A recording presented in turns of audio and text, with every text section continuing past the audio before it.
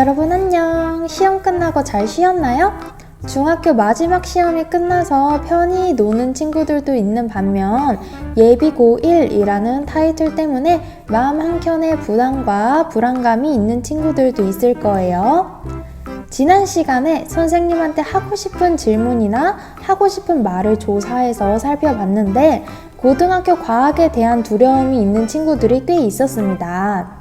최근에 수능도 끝났겠다. 지금이 딱 타이밍인 것 같아서 오늘은 고등학교 과학에 대한 모든 것을 파헤쳐보는 시간을 갖도록 하겠습니다. 자, 우선 중학교 때까지는 기본 개념을 탄탄하게만 공부해두면 시험 성적이 잘 나왔어요. 쌤 같은 경우에는 일부러 응용 문제를 상당히 낸 편이었는데 그래서 그런지 다들 어려워했었죠. 자, 그런데 수능에서는 모든 문제가 응용과 적용입니다. 대표적으로 물리 원 과목을 살펴보도록 할게요. 전체적인 유형을 한번 살펴보세요.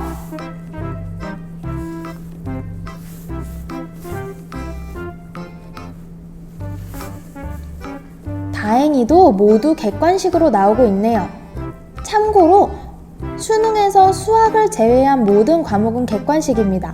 과학 같은 경우 객관식 20문제로 이루어져 있어요.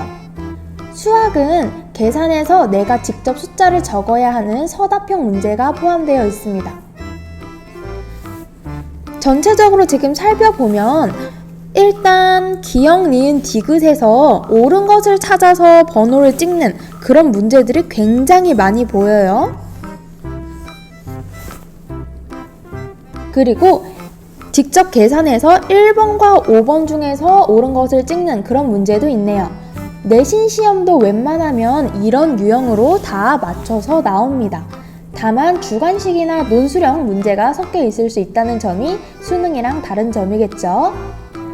자, 앞으로 여러분들이 과학 공부를 할 때 문제를 풀어야 된다라는 느낌보다 문제를 통해서 내가 알고 있는 개념을 확인한다는 느낌으로 문제를 풀어야 해요.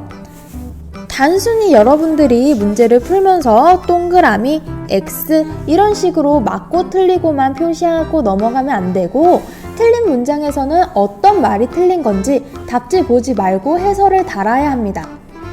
그리고 풀면서 본인이 기억하고 있는 개념이 맞는지 확인이 필요한 부분은 수시로 이런 식으로 체크를 해두면서 꼭 해결하시기 바랍니다. 해결한 개념은 다시 한번 문제집에 정리해서 적어보고 해결이 안 되는 것들은 포스트잇으로 크게 구체적인 질문을 표시해 놨다가 학교 선생님께 질문하러 다니세요. 고등학교를 가게 되면 아침 자습 시간이나 야간 자율학습 시간이 있는데 과학 같은 경우 매일 30분에서 50분 정도씩만 규칙적으로 공부하면 1등급까지 오를 수 있습니다. 그런데 성적을 유지하려면 이 과정을 멈추지 말고 계속 해야 돼요. 안심하면 떨어집니다. 혹시나 이번 수능에서 여러분 수준으로 그나마 풀만한 게 있을지 찾아봤는데 역시나 없습니다.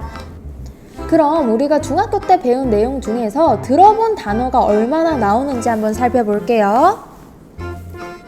파장, 진동수, 적외선, X선, 저항, 속력, 자유낙하, 굴절, 스펙트럼, 등속도, 힘, 중력, 자기장, 유도전류. 유도전류는 선생님이 수업 시간에 간단하게 언급만 해줬죠? 열, 압력, 부피, 진폭, 마루, 골, 마찰, 도선, 전류, 전하, 전기력, 질량, 용수철. 자, 지금 표시한 거 보면 우리가 문제는 풀 수 없지만 분명 중학교 때 배웠던 단어들이 계속 나오고 있죠. 이게 무슨 소리냐면 우리가 중학교 때 배웠던 과학 개념들은 기본 베이스라는 소리예요. 자, 그럼 본인이 과학이 완벽하지 않은 것 같다고 생각하는 친구들은 불안해질 거예요. 하지만 걱정하지 마세요. 고등학교 과학의 경우 이전에 내가 배운 개념이 계속 반복돼서 나옵니다. 지금 내가 운동에너지에 대해 제대로 공부를 못 해놨다면 고등학교 가서 그 개념이 나올 때 다시 공부하시면 됩니다. 물론 지금보다 개념이 더 심화되고 내용도 많아지겠지만 고등학교 들어가서 마음 다잡고 열심히 하면 충분히 따라갈 수 있다고 생각해요. 그러니까 지금부터 고등학교 들어가기 전까지는 국영수 열심히 하시면 됩니다. 그런데 본인이 진짜 과포자 수준이었다 하는 친구들은 중학교 1학년부터 3학년까지의 과학 개념 복습 후 고등학교에 들어가는 것을 추천합니다. 자, 근데 쌤이 꼭 해주고 싶은 말이 있는데 학원에서 분명 수학 선행을 시킬 거예요. 그런데 우리가 선행에 대해서 다시 한번 곰곰이 생각해 볼 필요가 있습니다. 선행학습의 경우 사실 모든 친구들이 다 해요. 우리가 초6에서 중학교로 입학하기 전에 그리고 중학교 1학년에서 2학년 올라가기 전 이럴 때를 한번 곰곰이 생각해 보세요. 과연 내가 지금까지 선행을 단 한 번도 한 적이 없을까? 사실 선행은 대부분의 친구들이 하는데 왜 모두가 좋은 성적을 받지 못하는 걸까요? 왜냐하면 선행학습은 본인이 지금까지 했던 개념에 대해 확실하게 알고 있는 친구들한테만 효과가 있기 때문이에요. 학원에서 분명 이렇게 말할 거예요. 고등학교 수학은 중학교 수학이랑 난이도 차이가 너무 나서 선행을 하지 않으면 따라갈 수 없다. 다른 친구들 다 기본적으로 6개월 혹은 1년씩 선행하고 있는데 솔직히 지금도 늦었다. 이런 식으로 말하면서 불안감을 자극하고 학원을 계속 다닐 수 있게 만들어요. 왜? 돈을 벌어야 하니까. 그쵸? 여러분들이 사교육을 본인 이익에 맞춰서 이용해야지 반대로 내가 이용을 당하는 사람이 되면 안 돼요. 본인의 실력을 객관적으로 먼저 파악한 후에 과연 내가 선행이 필요한 건지 복습이 필요한 건지 고민해야 합니다. 수학의 경우 굉장히 위계적인 학문이기 때문에 덧셈과 곱셈을 모르면 나눗셈을 못하듯이 중학교 수학을 모르면 고등학교 수학 선행이 의미가 1도 없습니다. 본인이 중학교 수학 실력을 생각했을 때 나는 항상 A를 받아왔어요 하는 친구들은 선행을 하셔도 됩니다. B를 받는 친구들도 선행하셔도 돼요. 다만 중학교 1학년부터 3학년까지의 수학 내용을 빠르게 복습하는 것을 추천합니다. B 정도 되는 친구들은 어느 정도 개념을 알고 있는 친구들이기 때문에 복습이 굉장히 빠르게 끝날 거예요. C, D, E에 해당되는 친구들은 선행하지 마시고 중학교 수학 과정을 모두 복습하세요.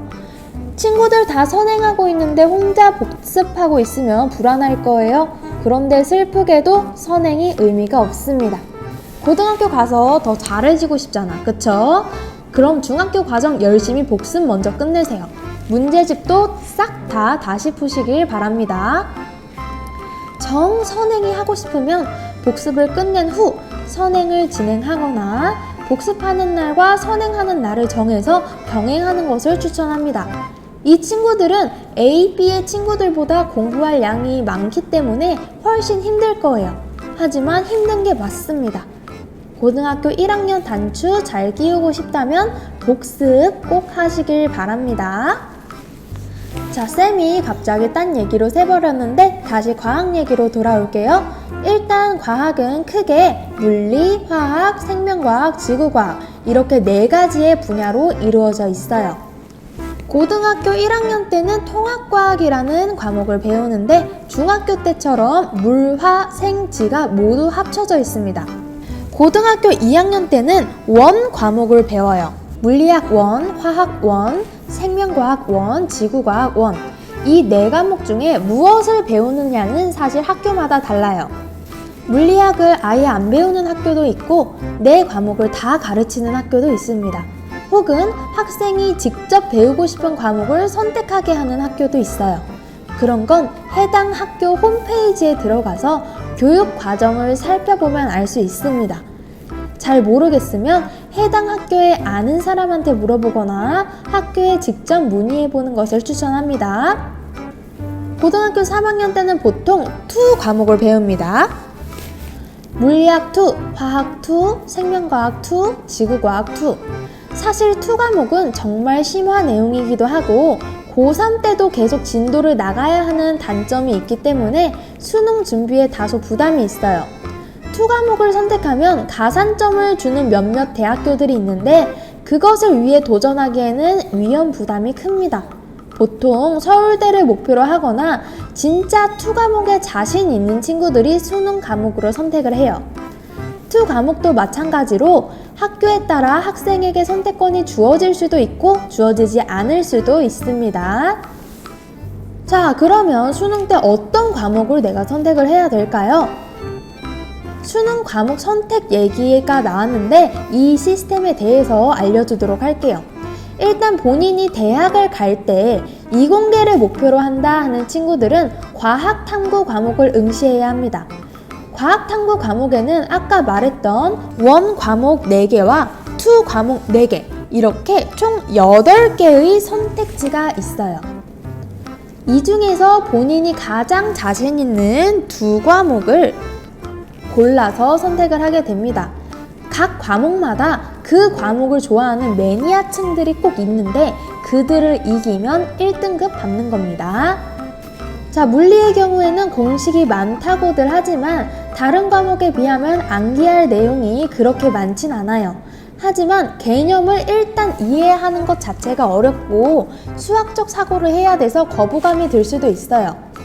그런데 사실 과학을 함에 있어서 기본적인 수학 실력은 있어야 됩니다.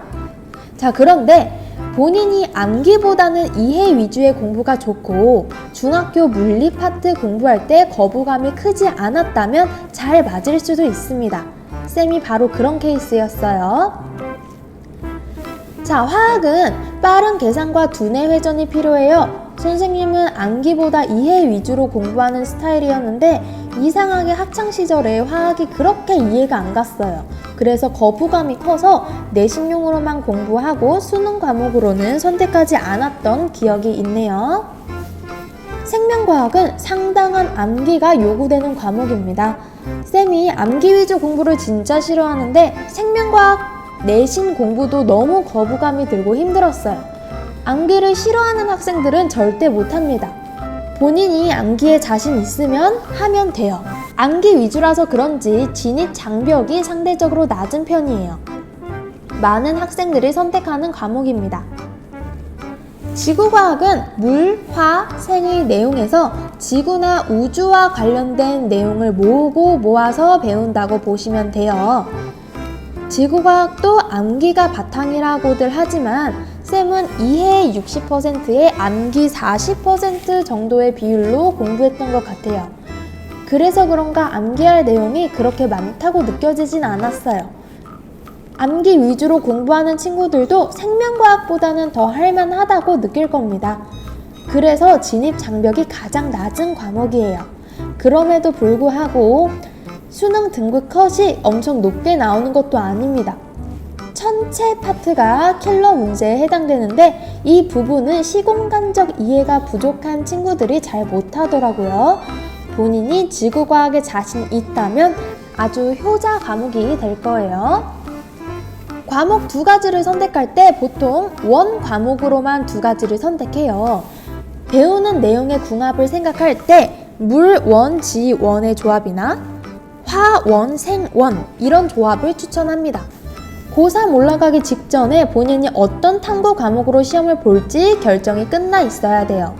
선생님은 고3 여름방학 전까지 물 1, 지 1으로 공부하다가 도저히 물리 매니아들을 이길 자신이 없기도 했고 물 1보다 지2로 갈아탔을 때 성적이 더 잘 나올 자신이 있어서 수능 4개월 전에 지1, 지2로 갈아탔어요.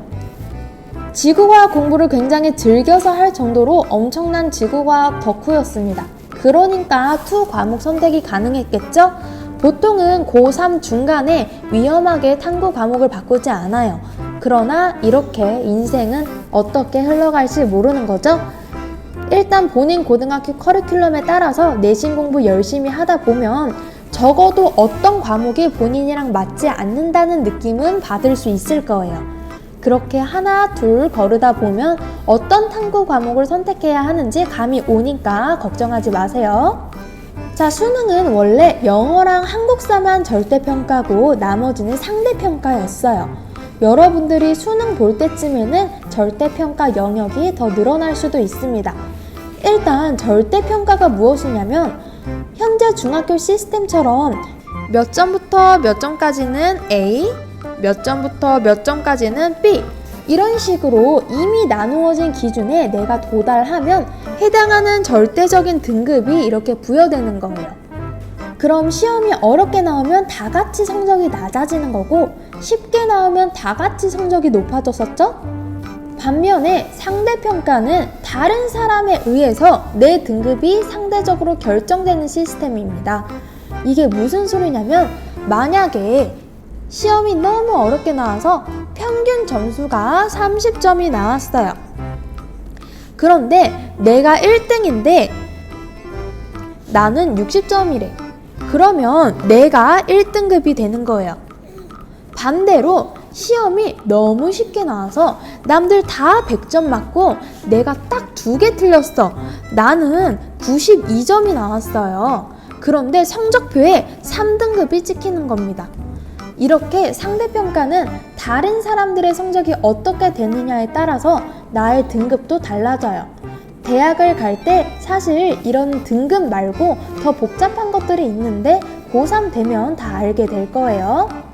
자, 이렇게 지금까지 말해준 수능 시스템은 여러분들이 수능 볼 때쯤 또 달라져 있을 수도 있어요.